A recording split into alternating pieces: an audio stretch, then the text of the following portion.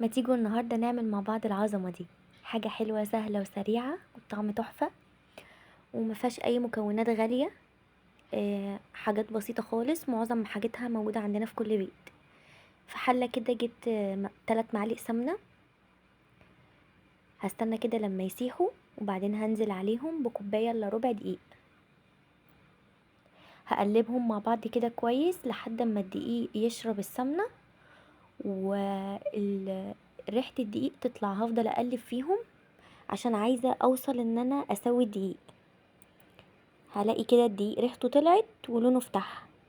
بعدها بقى هنزل ب5 كوبايات، اللي هي كوبايات المعيارية لبن. هنزل بكوباية كوباية، هنزل بكوباية واقلب، بعدين انزل بكوباية تانية واقلب.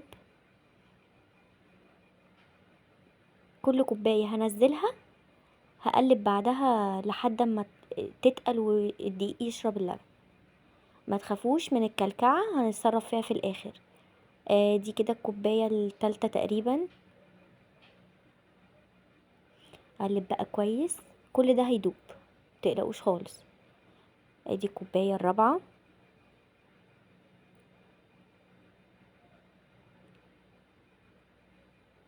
ودي الكوباية الخامسة.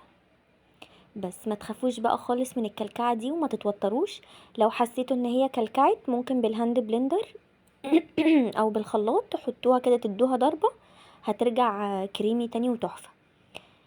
نزلت عليهم بعد كده بكوباية الا ربع سكر. هقلب بقى كويس لحد ما السكر يدوب، وبعدين هنزل عليهم بكيس فانيليا، هيديها طعم وريحة حلوة قوي. نقلب بقى كده كويس. بعد كده انا دلوقتي هاخد منهم شوية كده عشان هعمل جزء بالشوكولاتة، فمش هاخد كتير، يعني هاخد تقريبا ربع الكمية. عندكم بقى كاكاو او شوكولاتة؟ انا كان عندي كاكاو، فحطيت معلقة كده عليهم وحطيتهم على النار، معاهم معلقتين لبن كده، وفضلت اقلب فيهم على النار لحد ما الكاكاو داب خالص واللون بقى غامق. لو عندكم كمان بقى شوكولاتة ممكن تحطوا شوكولاتة، يبقى الطعم احلى واحلى. بس هشيلهم بقى كده من على النار ونروح بقى نجهز الكاسات بتاعتنا. هنا كان عندي حتة ملفيه، هكسرها كده فتفتها خالص، خليها فتافيت. لو لسه بتتفرجي وما عملتيش لايك، يا ريت دلوقتي تنزلي تعملي لايك وسبسكرايب. بس كسرت كده بقى حتة الملفيه. هجهز بقى الكاسات. جبت كاسات كده تبقى شفافة عشان الطبقات تبان، وممكن تبقى بولات عادية برضو. في الاول كده هحط شوية من الكريمة اللي عملناها دي، هحط شوية كده من تحت عشان لما احط عليها الملفيه، الملفيه يطرى وما يبقاش ناشف ومقرمش معايا في بقي.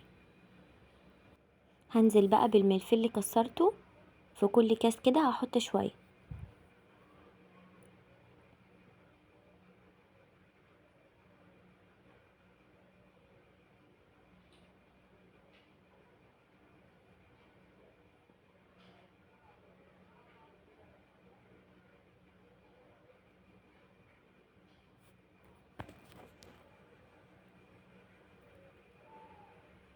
حطيت كمان طبقه من الكريمه دي تاني.